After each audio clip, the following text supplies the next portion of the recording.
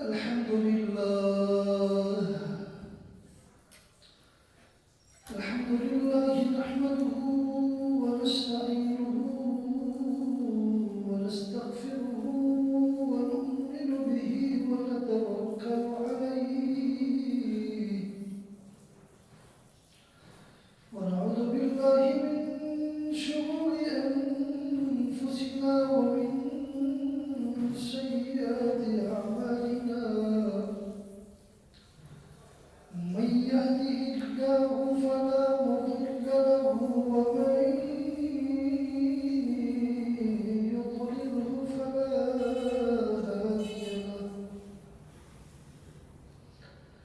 ونشهد أن لا إله إلا الله وحده لا شريك له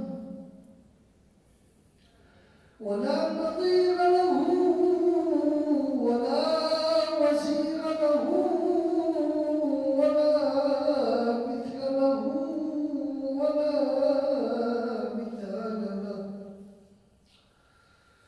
ولا جد له ولا ند له ولا جدال له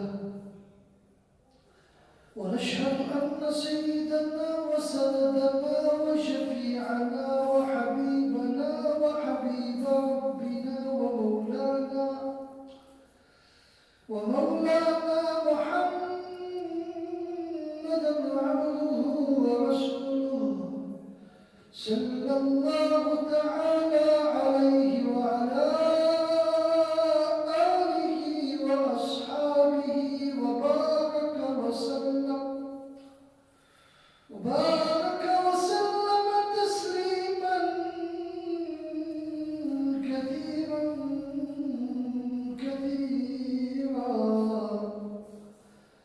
أما بعد فأعوذ بالله من الشيطان الرجيم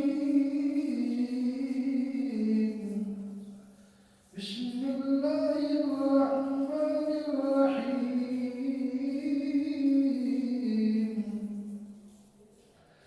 يا أيها الذين آمنوا كتب عليكم الصيام كما كتب على الذين من قبلكم لعلكم تتقون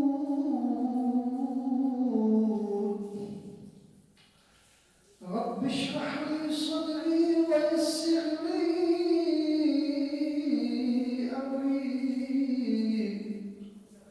واحلل عقدة من لساني يفقهوا قولي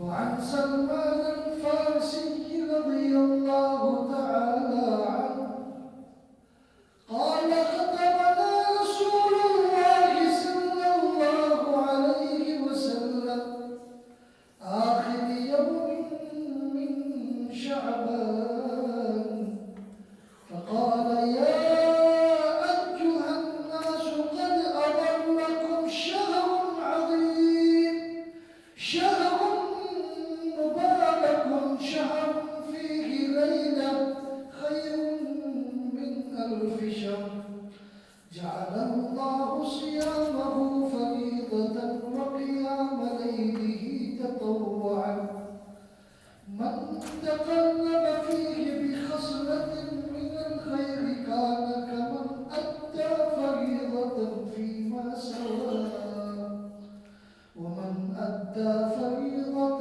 فيه كان كمن أدى 70 فريضة فيما سواه وهو شهر الصبر والصبر ثوابه الجنة وشهر المواساة وشهر يزاد فيه رزق المؤمن أو كما قال عليه الصلاة والسلام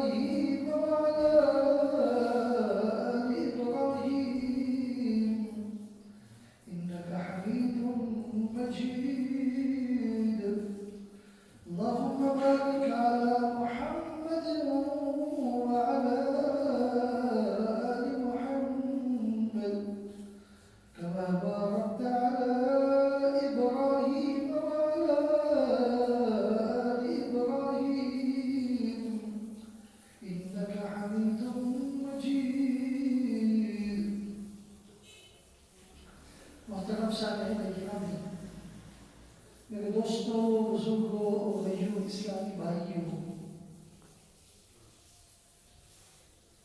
شعبان المعظم کا مہینہ اپنے اختتام کی طرف گامزن ہے، اور آنے والا جو مہینہ ہے وہ مہینہ تمام مہینوں کا سردار ہے، وہ رحمتوں کا مہینہ ہے، برکتوں کا مہینہ ہے، مغفرت بخشش کا مہینہ ہے۔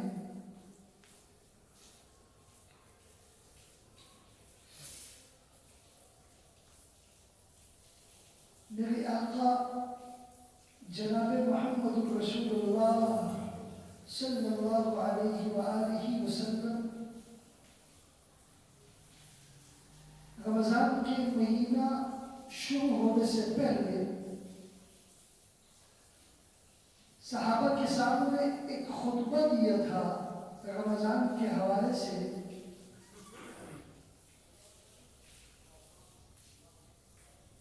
چنانچہ وہی خطبہ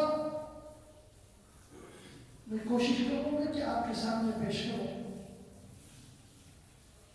تاکہ اس خطبے کو سامنے رکھ کر ہم رمضان کا مہینہ گزاریں۔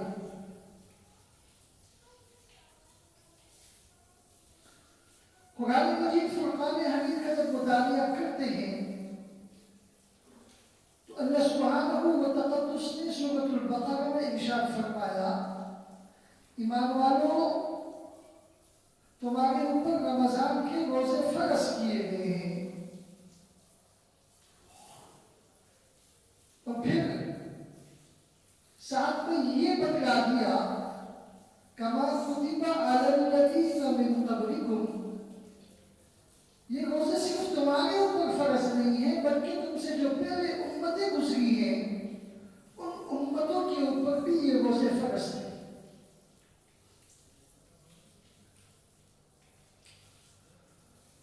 اور پھر حکمت یہ بتا دی کہ لعلکم تتقون، تاکہ تمہارے اندر تقوی، پرہیزگاری پیدا ہو جائے۔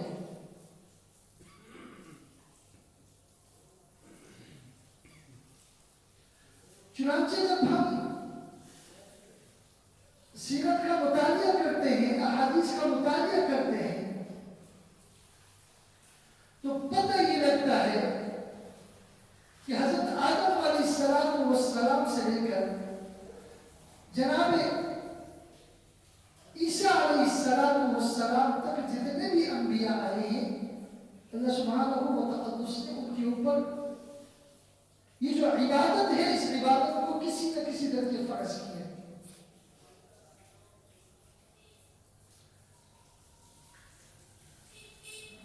چنانچہ حدیث کی کتابوں میں آتا ہے، حضرت آدم علیہ السلام اور آپ کی اہلیہ بی بی حوا، ان دونوں کو جب اللہ سبحانہ و تقدس نے جنت سے زمین کی طرف اتارا، جنت تو نعمتوں کا گھر تھا، آسائش کا گھر تھا، خوبصورتی کا گھر تھا۔ جب اللہ سبحانہ و تقدس نے آدم علیہ السلام سے کہا، لا تقربا هذه الشجرہ، بھئی اس درخت کے قریب نہ جاؤ، اگر گئے تو پھر سزا ملے۔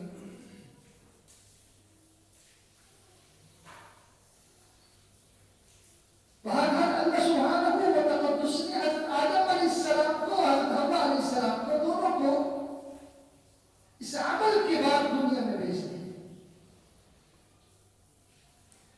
چنانچہ ایک کو ہندوستان میں اتار دیا اور دوسرے کو سرزمین عرب میں اتار دیا۔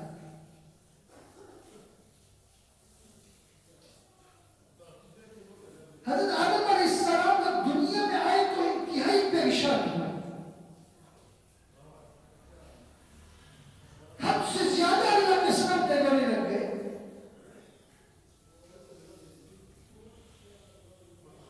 ایک تو یہ کہ وہ جنت کی جو نعمتیں تھیں ان نعمتوں سے محروم ہو گئے تھے،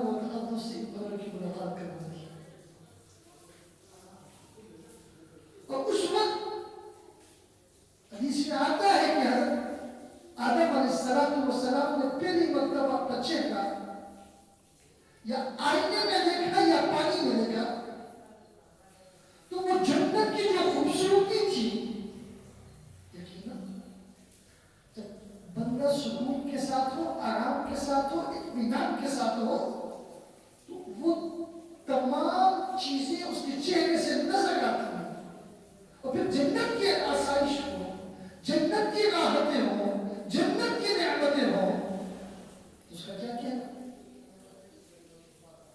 چنانچہ کہتے ہیں کہ حضرت آدم علیہ السلام نے اپنا چہرہ جب دیکھا تو اس چہرے میں وہ خوبصورتی، وہ حسن، وہ جلال، وہ کمال نہیں تھا۔ چنانچہ اللہ کے حضور روئے، خوب روئے، اللہ سے دعا کی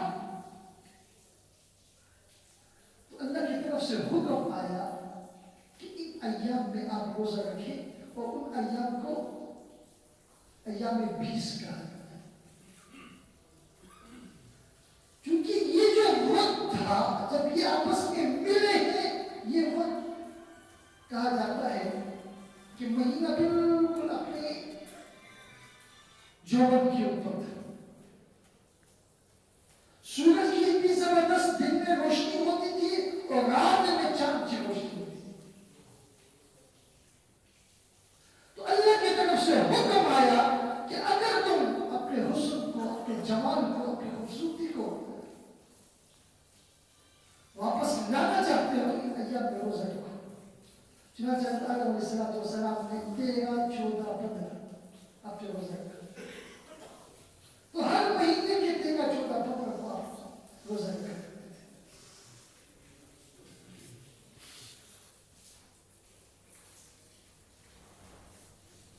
اور ہمارے یہاں بھی نبی کریم صلی اللہ علیہ وآلہ وسلم کی سیرت کا جب ہم مطالعہ کرتے ہیں، آپ صلی اللہ علیہ وسلم ہر مہینے کے 13، 14، 15 کو ہمارے یہاں مسلم نوح علیہ السلام عاشورہ کا روزہ کرتے تھے، عاشورہ کا روزہ فرض تھا۔ ایسے ابراہیم علیہ السلام روزہ رکھا کرتے تھے، اسماعیل علیہ السلام روزہ رکھا کرتے تھے، موسیٰ علیہ السلام کے بعد 40 دن تک روزہ رکھا۔ حضرت عیسیٰ علیہ السلام کے بارے میں آتا ہے کہ ان کے مذہب میں 2 مہینے تک مسلسل روزہ رکھتا ہے۔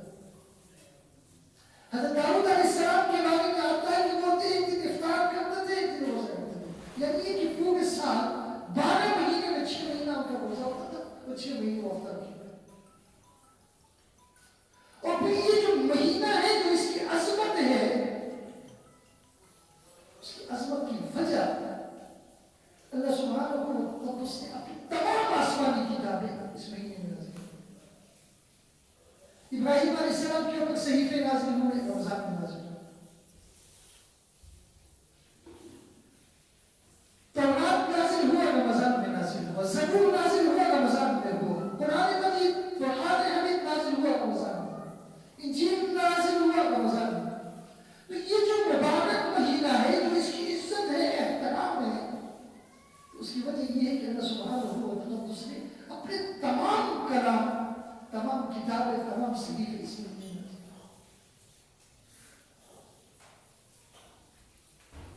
تو آگے اللہ نے فرمایا لعلکم تتقون۔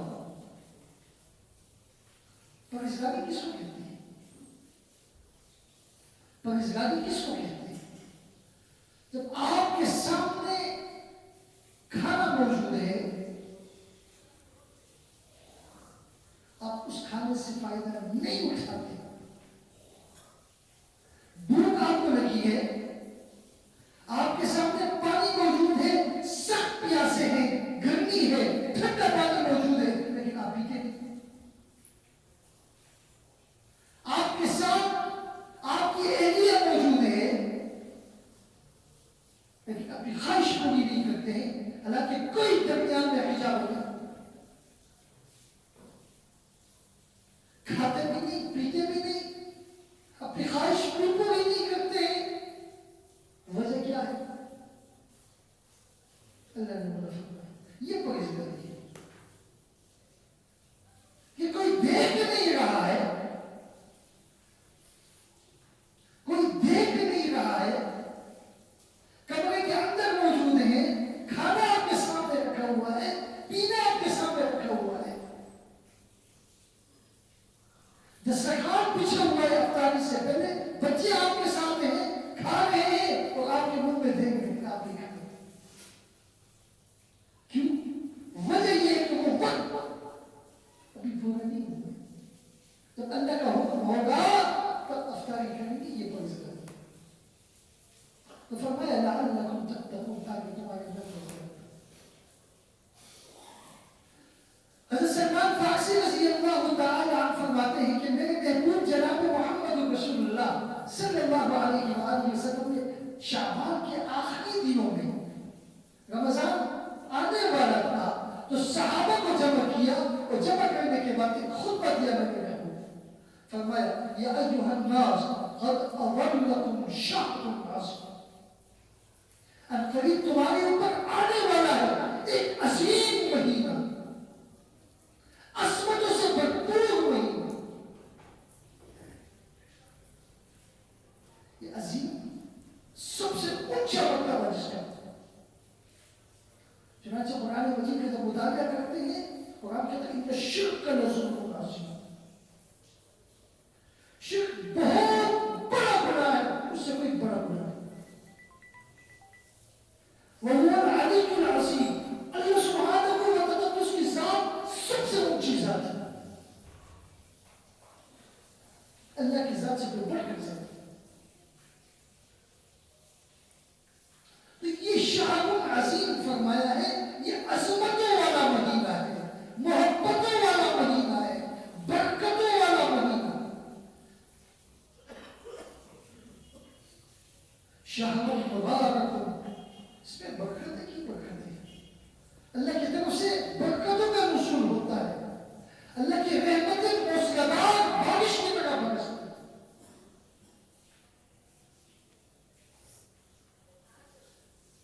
جنت کو سجا دیا جاتا ہے، جنت کے تمام دروازے کھول دیے جاتے ہیں، جہنم کے تمام دروازے بند کر دیے جاتے ہیں.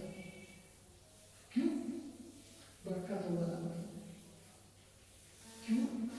برکت والا مہینہ. تو فرمایا کہ شہر مبارک شہر فیہ لیلۃ خیر من الف شہر، یہ ایک ایسا مہینہ ہے کہ اس میں ایک رات ہے، وہ رات 1000 راتوں سے بہتر ہے. اس ایک رات میں عبادت کرنا 1000 راتوں سے بہتر ہے.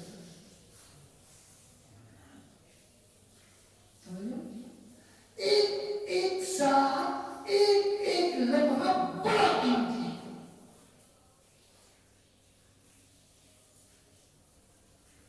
لیکن مسئلہ یہ ہے کہ ہم نے اس کو پیار سے، محبت سے اس مہینے کو ہم نے گزار کیا. ہماری بدقسمتی یہ ہوتی ہے کہ بس رمضان آ گیا اور چلا گیا، پتہ ہی نہیں لگا. کتنے لوگ ایسے ہوتے ہیں جن کو پتہ ہی نہیں لگتا رمضان کب آیا اور کب چلا گیا. اور جو ہیں ہم اللہ کے فضل سے روزہ کرتے ہیں، لیکن روزے کی جو آداب ہیں، آداب خیالی. تو میرے محترم دوستوں بزرگوں بھائیوں، روزہ صرف اس چیز کا نام نہیں کہ زبان کے اوپر کھانا پینا سب کچھ بند کر دیا باقی زبان پہ لگا.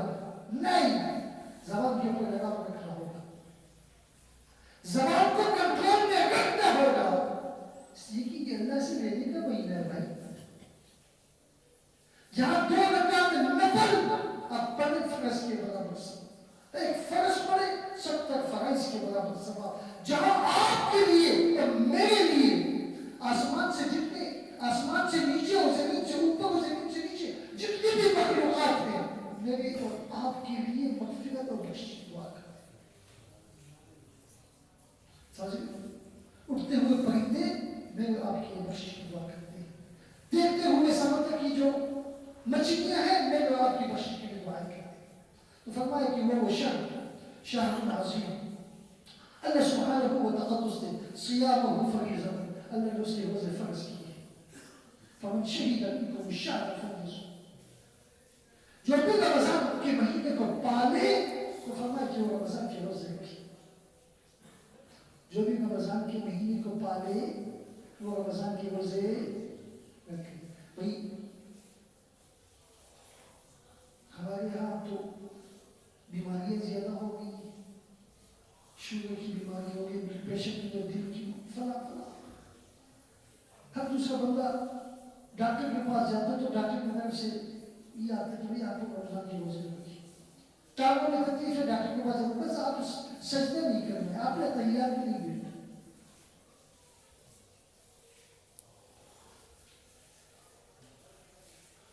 انسان کے دل میں اللہ سبحانہ و تقدس نے انسان کے جسم میں گوشت کا ٹکڑا رکھا ہوا ہے, وہ سب سے بڑا مفتی. اگر آپ روزہ رکھ سکتے ہیں, آپ کو تک یہ روزہ تو کہ اللہ نے موسم بہترین رکھا ہو. اگر آپ روزہ رکھ سکتے ہیں چھوڑیں, اس لیے کہ رمضان کا ایک روزہ اور پورے سال آپ روزہ رکھیں اس کے درجے کو نہیں پہنچ سکتے. تو اس لیے چھوٹی موٹی بیماریوں میں رمضان کے روزے کو چھوڑنا ٹھیک نہیں ہے. کوشش یہ کریں کہ آپ اپنا روزہ رکھیں. باقی بڑی بیماری تو انسان اس کو پتہ لگ جاتا ہے, سمجھتا ہے. تو کوشش یہ ہو کہ رمضان کا کوئی روزہ ہم سے رہ نہ جائے. تو فرمایا اللہ سبحانہ و تقدس نے اس کے ایام میں, اس کے دنوں میں تمہارے اوپر روزہ فرض کیا ہے. وہ فرمایا وہ قیام اللیل ہی تطوعا, فرمایا اس کے راتوں کا قیام, دن کو روزہ رکھنا اور رات کو قیام کرنا. قیام سے مراد تراویح پڑھنا, قیام سے مراد تراویح پڑھنا. میرے محترم دوستوں بزرگوں بھائی, اچھی طرح سمجھ لیں, جان لیں, اپنے دماغ میں بٹھائیں, اپنے دماغ میں بٹھائیں, اپنے آپ کو دھوکہ نہ دیں کہ یار بس سنت ہے, نہیں پڑھا تو بھی ہو جائے گا, یا 8 رکعت پڑھ لی تب بھی ہو جائے گا, اور یہ بھی کیا تو ہو جائے گا. نہیں, سال میں ایک مرتبہ رمضان کا مہینہ آتا ہے, اور یہ خوش قسمتی ان لوگوں کی ہے جن کو اللہ نصیب فرماتا ہے. کتنے لوگ, کتنے ہمارے بھائی ایسے ہیں, کتنے بھائی ایسے ہیں, اللہ کی قسم پچھلے رمضان میں ہمارے ساتھ تھے, آج رمضان میں کتنے بڑے خیر سے محروم ہو گئے. رمضان کا مہینہ آنے سے 2 مہینے پہلے اللہ کے رسول صلی اللہ علیہ وسلم دعا فرمایا, اللہم بارک لنا فی رجب. اللہ تو ہمارے رجب کے مہینے میں, شعبان کے مہینے میں برکت نصیب فرما, ہمیں رمضان تک پہنچا دے. رمضان کی رحمتیں جو ہیں, برکتیں جو ہیں, اللہ سے, اللہ کی جو رحمتیں مسلسل بارش ہونے کا واسطہ, یہ اللہ تو ہمیں عطا فرما.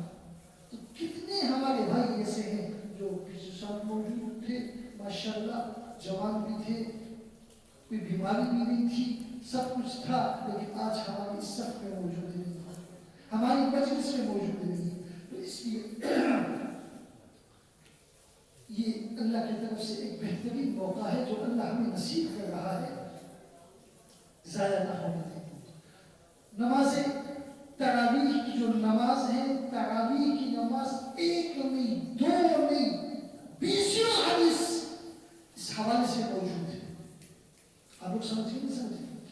تراویح کی جو نماز ہے 20 احادیث اس کے اوپر موجود ہے کہ آپ نے 20 رکعت تراویح پڑھ لی ہے. نبی کریم صلی اللہ علیہ وسلم نے خود پڑھا ہے. حضرت علی رضی اللہ تعالیٰ عنہ فرماتے ہیں کہ عمر فاروق رضی اللہ تعالیٰ عنہ کے دور میں ہم ان کے ساتھ پڑھتے رہے ہیں, اور الحمدللہ پوری دنیا میں بیت اللہ, مسجد نبوی سے لے کر جتنے بڑے مراکز ہیں, جتنے بڑے مراکز ہیں, تمام مراکز میں 20 رکعت نمازیں ہوتی ہیں. تمام مراکز میں قرآن مجید پڑھی جاتی ہے, سنی جاتی ہے. لہذا اپنے آپ کو دھوکہ نہ دیں, 8 رکعت پڑھی تو ہو جائے گا, 12 رکعت پڑھی تو ہو جائے گا, یہ نہیں. 20 رکعتیں ہیں. تراویح الگ سنت ہے, تراویح میں قرآن سننا الگ سنت ہے. حدیث میں آتا ہے کہ ایک شخص پورے سال میں کم از کم یہ قرآن کا حق اس کے اوپر ہے کہ 2 مرتبہ قرآن مجید کو تلاوت تک پڑھ کے ختم کرے. یہ قرآن کا حق ہے میرے اور آپ کے اوپر کہ 2 مرتبہ کم از کم پورے قرآن کو پڑھیں, تلاوت کریں. اب ہم میں سے ہر بندہ اپنے گھر بار میں ذرا کیا ہم تلاوت کرتے ہیں؟ ایک رمضان آ گیا اس میں تلاوت ہوتی ہے اور اس میں بھی اگر ہم چلا مارے تو پھر کیا ہوتا ہے؟ تو اس لیے رات کی تراویح یہ الگ سنت ہے، تراویح میں قرآن کو سننا الگ سنت ہے، لہذا اہتمام کے ساتھ ٹھیک ہے تکلیف آپ کو ہے، ٹھیک ہے پریشانی آپ کو ہے، لیکن یہ اتنی بڑی پریشانی نہیں ہے، اتنی بڑی تکلیف نہیں ہے کہ آپ 1 گھنٹہ 1.5 گھنٹہ آپ اللہ کے سامنے کھڑے ہو سکیں۔ تو اس لیے تمام دوستوں سے بھائیوں سے گزارش یہ ہے کہ آپ لوگ اہتمام کے ساتھ تراویح بھی پڑھیں اور تراویح میں قرآن کو بھی سنیں۔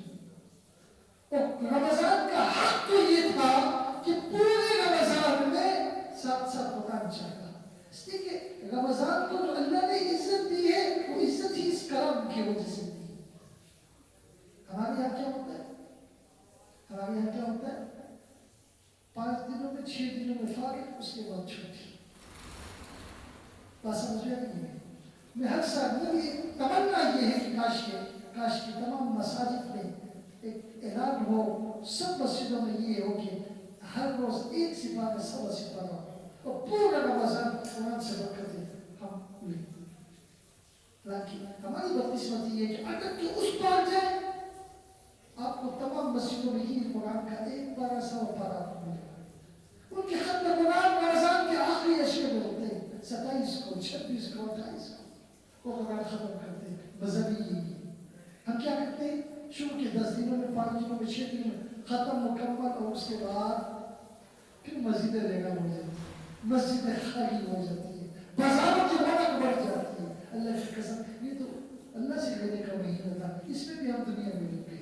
بدقسمتی ہے، المیہ نہیں ہے، بدقسمتی نہیں ہے، المیہ نہیں ہے۔ اس لیے گزارش ہے ٹائم آپ کے پاس ہے، عید کی جو تیاریاں ہیں بجائے اس کی کہ آپ رمضان میں کریں ابھی کر لیں، رمضان میں اپنے اوقات کا ضائع کر دیں۔ تو 2 چیزیں میں نے آپ کو بتا دی، ایک تو رمضان کے روزے وہ تو ہمارے اوپر فرض ہے، ہر حال میں ہم لوگ روزے رکھتے ہیں، الا یہ کہ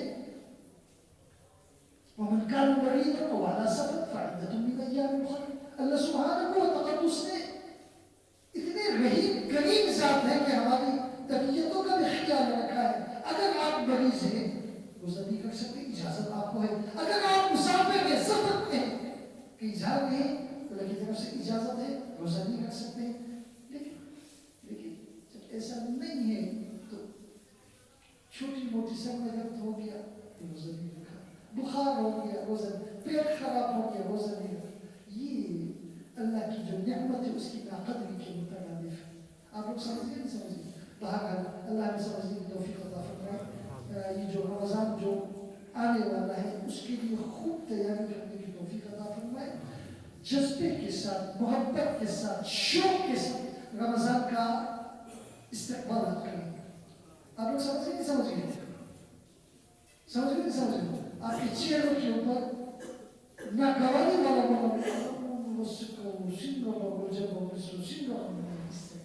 اللہ کا بڑا فضل ہے، اللہ کی بڑی مہربانی، کوئی ٹینشن نہیں، کوئی کام کا بوجھ نہیں۔ ایسا بھی نہیں کہ موسم سخت ہو، موسم بھی اللہ نے بڑا اچھا ہے، موسم گرم بھی ہو تبھی تو ہمیں اللہ کا حکم ہے نا، ماننا ہے، ہر حال میں ماننا ہے۔